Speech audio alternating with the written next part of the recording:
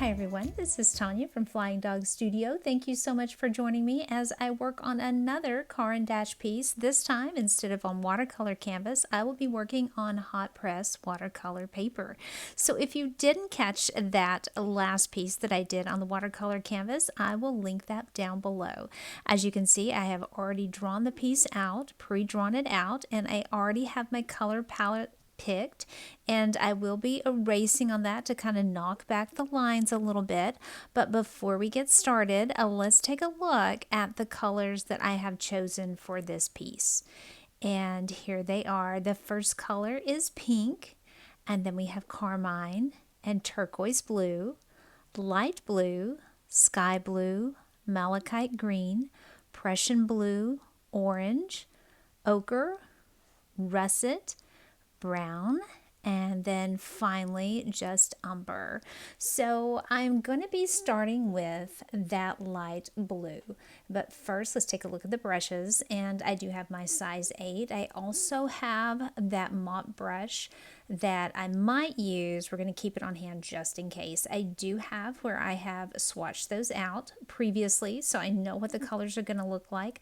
There's my reference in the upper right hand corner. And as I said, we're starting with the light blue. Where I am putting the color, and I'm putting it down fairly lightly, I am only putting it where I see the blue. There are some tips that are white, and there's some red in there, and there is one in the lower left hand corner where it looks like the petal has dyed a little bit, so there's some brown on it. So I'm not going to be coloring those pieces. I'm only going to be coloring where the blue is the strongest. So you'll see that I'm coloring in the dark spaces between the flowers, and then I'm going to be coloring in the center of the flowers, but I'm not doing an entire wash.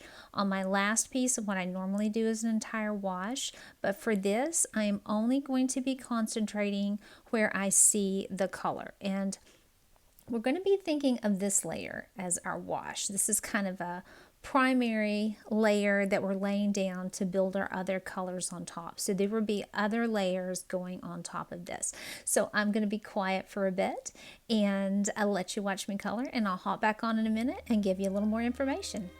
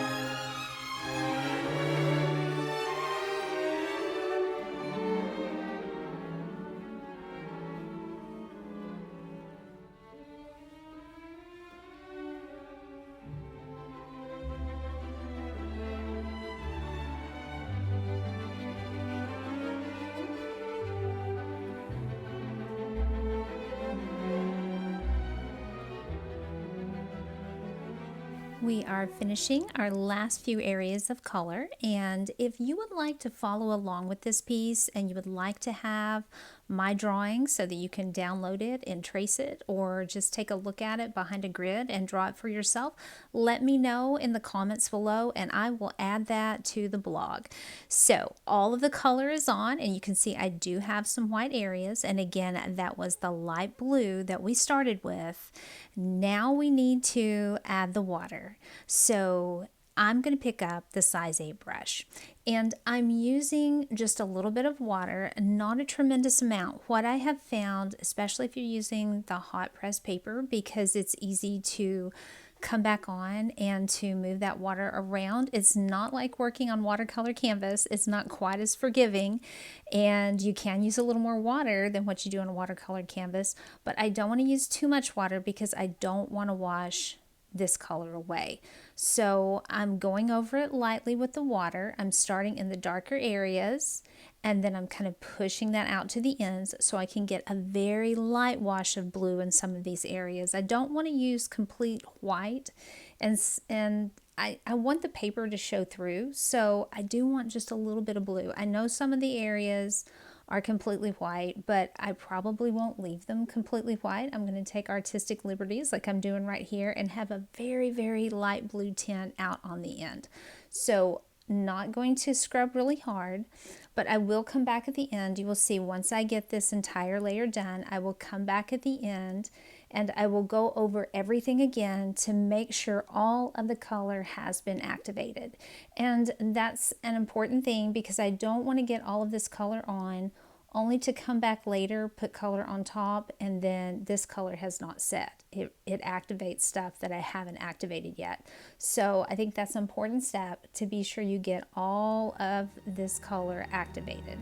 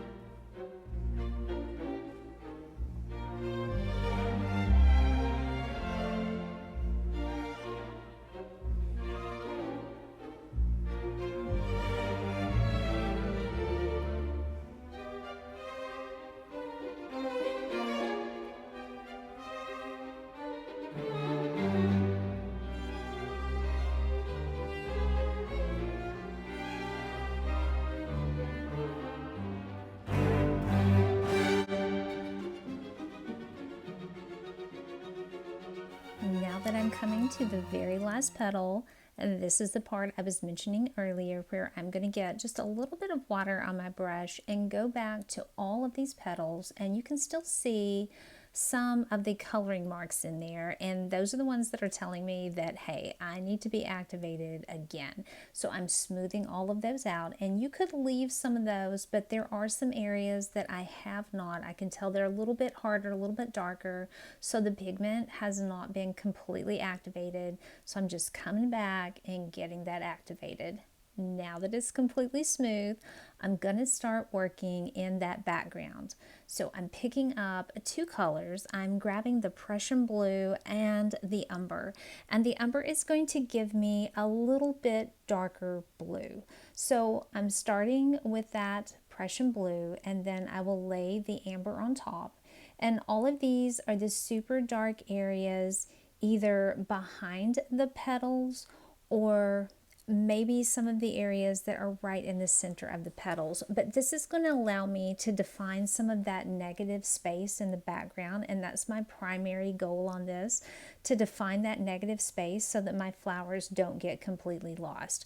Because the part of the video you did not see, I did mention it, that I was going to take that kneaded eraser and kind of run it over the piece and knock back those lines. I drew this with a 2B mechanical pencil, And I've shown it in some of my other videos. Sorry I didn't show it in this one, but that's what I use to draw it out, and I don't want it too dark because when I'm working in watercolor, I don't like for there to be a really hard line in the background. I don't want those pencil lines to show through, so I like to knock those back. And in order to keep those petals defined, I like to come and work in some of that negative space. So I get my first wash on. So this was not a complete wash. As we said, it was a partial wash just where we wanted the blue to be concentrated. And now I'm going to work in those negative spaces. So as I pick up that umber and put it on top, you can see it almost makes it look black. Now, if you've watched my videos before, you know that I do not like to keep black in my palette. And if I do have black, it has a specific reason to be there, but most generally I like to think like an impressionist artist, and I don't like to keep black in my palette. So I will combine colors that will give me those darks that I need without actually adding black. So we're going to go around all of the spaces here, and then I'll come back on in a minute after we start adding the water, and we'll talk about a few things that I have to tweak on here.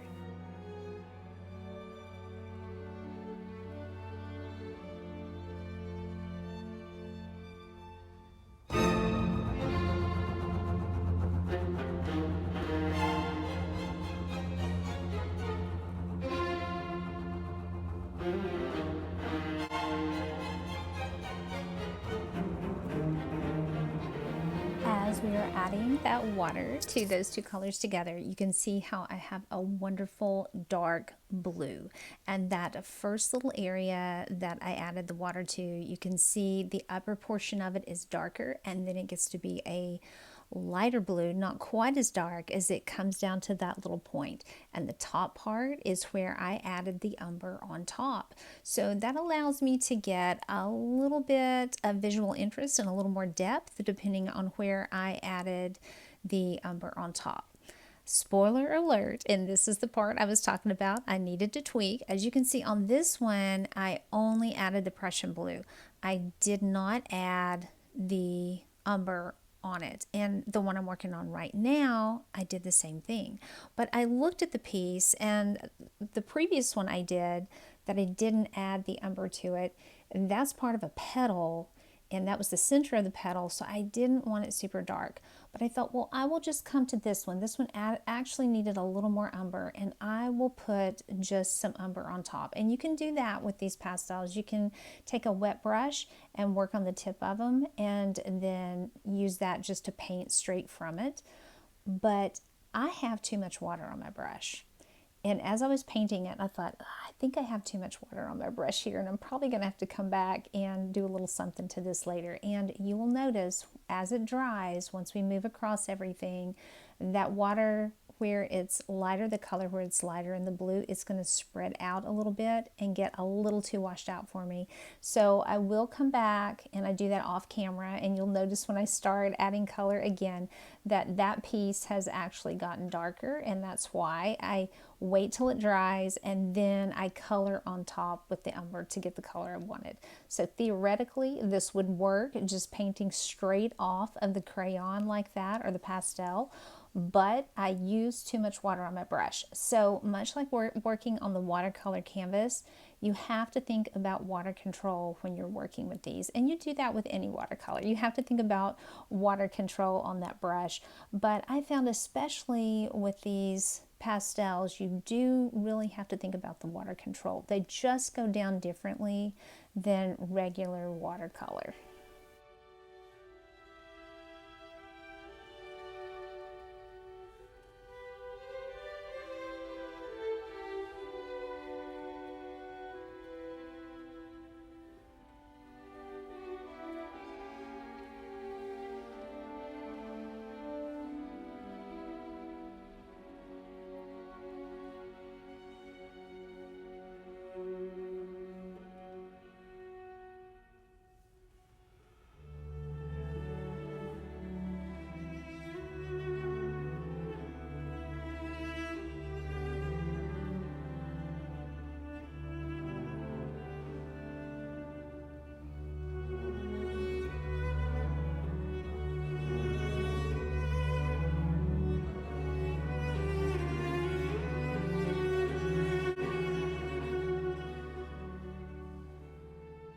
All of those colors have been activated. I double checked that there at the end, and I am picking up the sky blue and I'm working on defining the colors just a bit more. So we have the nice light blue down there already, and I'm coming with the sky blue and I'm looking for the areas that are a little bit darker blue.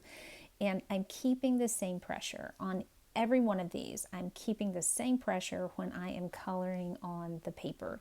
I don't want to go too hard.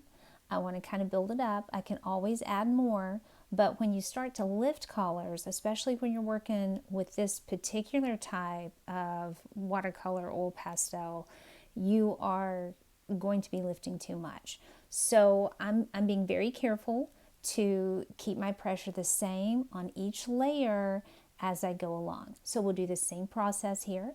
I am going to put the color down in the darker areas, then I'm going to come back and activate it, and then I'm going to double check to make sure I have activated all the color before I let it dry. And I do want to say, I don't know if I mentioned this earlier, I am letting it dry between each one of these layers. You can use a hair dryer if you want to speed up the process a little bit, but I just let this dry on its own. And you'll notice, you can probably tell, the edges of my paper are rolling up. I did not tape this down. I do not tape my paper. I do correct this when I finish pieces and I'm working on paper. I do correct it and make it lie flat. If you would like to see how I do that, then leave a comment down below and I'll make a video where I just show you how to flatten your paper if you don't want to tape it down. I hate taping my paper. So if you want to know how to do that, let me know and I'll be happy to do just a quick little video on how I straighten my paper.